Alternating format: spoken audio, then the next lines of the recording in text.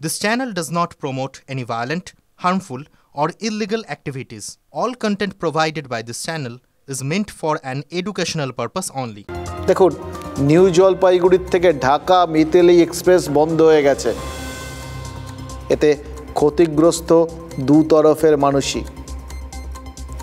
এবার দেখুন, আগেই যেটা বললাম যে বাংলাদেশিদের ভারতকে যতটা লাগে, ভারতের বাংলাদেশকে ততটা লাগে কিনা সেটা ভাবার একটা বিষয় আছে, তাই না?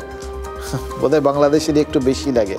এই পেট্রোপোল সীমান্তে যে শয়ে শয়ে ট্রাক দাঁড়িয়ে রয়েছে, সেগুলো কোথায় মাল নিয়ে যাচ্ছিল?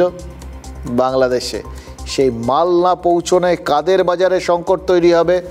বাংলাদেশের বাজারে। শিলিগুড়ির ফুলবাড়ি দিয়ে মেডিকেল ভিসায় যে বাংলাদেশিরা আজ ভারতে এলেন, তারা জানেন না চিকিৎসা শেষে দেশে ফেরার পরিস্থিতিটা থাকবে কিনা।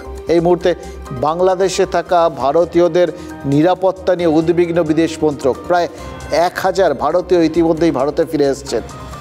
বাংলাদেশের বিভিন্ন বিশ্ববিদ্যালয়ে প্রায় 4000 ভারতীয় ছাত্র পড়েন। তাদের সাথে যোগাযোগ রাখা হচ্ছে বলে জানিয়েছে বিদেশ মন্ত্রক। যারা পারছেন ফিরে আসছেন, যারা পারছেন না তাদের জন্য उद्वेग तैरी होच्छे।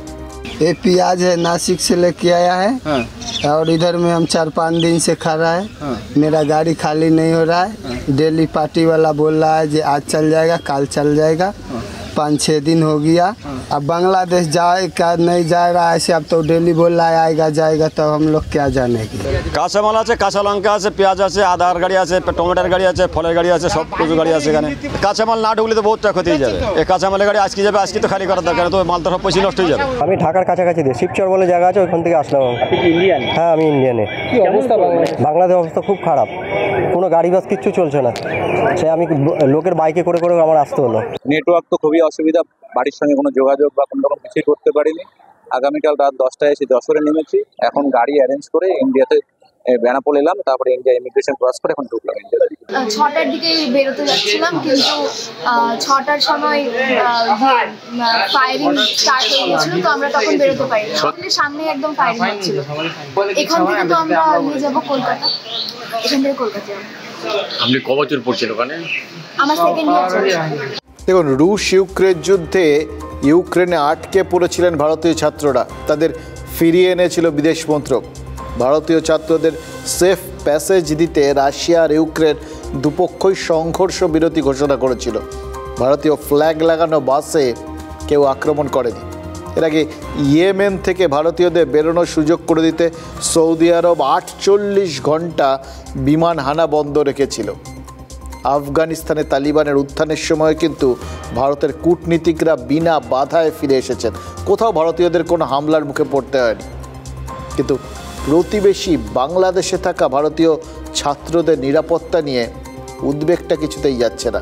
বাংলাদেশের এই অস্থির পরিস্থিতি ভারতের ক্ষেত্রে কিন্তু খুব খুব গুরুত্বপূর্ণ বিষয়। দীর্ঘদিন ধরে এই অশান্তি যদি চলে, তাহলে পশ্চিমবঙ্গ তো বটেই, গোটা ভারতেই কিন্তু তার আঁচ পড়তে পারে। এমনকি দক্ষিণ পূর্ব এশিয়ার রাজনীতির ভারসাম্যও তাতে প্রভাবিত হতে পারে। এখনও পরিস্থিতি সেদিকে যায়নি, কিন্তু আন্তর্জাতিক সম্পর্ক বিশেষজ্ঞরা গোটা বিষয়টা নিয়ে একটা উদ্বেগের জায়গা যে রয়েছে, সেটা কিন্তু অস্বীকার করতে পারছেন না। আপাত দৃষ্টিতে তো এটা একটা আভ্যন্তরীণ বিষয়। যে বিচার, যে রায় হয়েছে তার ভিত্তিতে একটা বিক্ষোভ তৈরি হয়েছে, ছাত্রদের বিক্ষোভ তৈরি হয়েছে, এবং সেটা ক্রমান্বয়ে যে দেশের ভিতরে যে নানা রকমের অসন্তোষের সূত্রগুলো ছিল, সেগুলো আস্তে আস্তে দানা বেঁধে একটা বৃহত্তর আকার ধারণ করেছে। এই মুহূর্তে আমরা জানি যে বাংলাদেশ প্রায় বিচ্ছিন্ন। যদি এই সমস্যা আরও দীর্ঘায়িত হয়, সরকারের যে এই মুহূর্তের যে শক্তিকে ব্যবহার করছে তারা, সেটা যদি আরও বাড়তে থাকে, অনেকেই হয়তো দেশ ছাড়া হয়ে যেতে পারে, এই আশঙ্কা করা যেতে পারে। ব্যবসা বাণিজ্যের উপর তো প্রভাব পড়বে, কারণ যদি আমরা উপমহাদেশকে যদি একটা আঞ্চলিক একক হিসেবে ভাবি, একটা ইউনিট হিসেবে ভাবি, যদি একটা এককের তার মধ্যে যদি একটা অংশের মধ্যে সমস্যা দেখা দেয়, ব্যবসা বাণিজ্যের উপরে তার প্রভাব তো পড়বে। এটা শোনা যাচ্ছে যে ব্যাংকিং সিস্টেমটা হ্যাকিং করা হয়েছে, কাজেই সেটার প্রভাবও পড়তে পারে। সবচেয়ে বড় কথা যে বাংলাদেশের যে অর্থনৈতিক যে অবস্থান সেটা খুব দ্রুত পড়বে। দেখুন, বাংলাদেশের এই কোটা বিরোধী আন্দোলন একান্তই তাদের ঘরোয়া বিষয়, বারবার এটা বলছি। এমনিতে পশ্চিমী গণতন্ত্রগুলোর একটা বদভ্যাস আছে অন্যের জানলা দিয়ে উকি মারা, কিন্তু ভারত খেয়াল করে দেখুন শুরু থেকে সেই প্রবণতাটা সযত্নে এড়িয়ে চলছে। কিন্তু পাশের বাড়িতে যদি আগুন লাগে উদ্বেগ তো হবেই, কারণ একটা জিনিস তো আমরা ঘর পোড়া গরু, তো আমরা তো দেখেছি এই যে যৌবনের আবেগে এই যে আন্দোলন, এই আন্দোলনকে কিন্তু বহু ক্ষেত্রেই বিপথে পরিচালিত করার একটা প্রচেষ্টা থাকে, জানেন তো।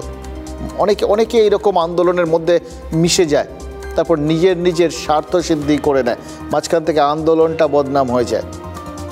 আমরা এটা বাংলায় দেখেছি ছাত্র আন্দোলনের ক্ষেত্রে, আর অন্য আন্দোলনগুলোর ক্ষেত্রেও দেখেছি। আলটিমেটলি অন্যদিকে ঘুরে গেছে গোটা বিষয়টা। তাই এক্ষেত্রেও এই রকম ছাত্রদের এই আবেগে মোরা আন্দোলনের ভিড়ে মিশে কোন ভারত বিরোধী শক্তি ভারতের ক্ষতি করার চেষ্টা করবে, একটা ভারত বিরোধী জিগির তোলার চেষ্টা করবে, পুরো জিনিসটার মোড় অন্যদিকে ঘুরিয়ে দেওয়ার চেষ্টা করবে, সেদিকে নজর তো রাখতেই হবে। তাই বাংলাদেশের দিকে আমাদের সতর্ক নজর থাকবেই, হস্তক্ষেপ করার জন্য না, ওই আগুন থেকে নিজেদের ঘর বাঁচানোর তাগিদে। সেই সতর্কতা বজায় রেখেই এবার ঢাকা থেকে আমাদের নিজেদের দিকে, মানে কলকাতাদের দিকে একটু নজর ফেরাই। কিন্তু কলকাতার দিকে নজর ফেরালে সেই কথাগুলো তো বলতেই হবে, যে কথাগুলো আজ না বললেই নয়।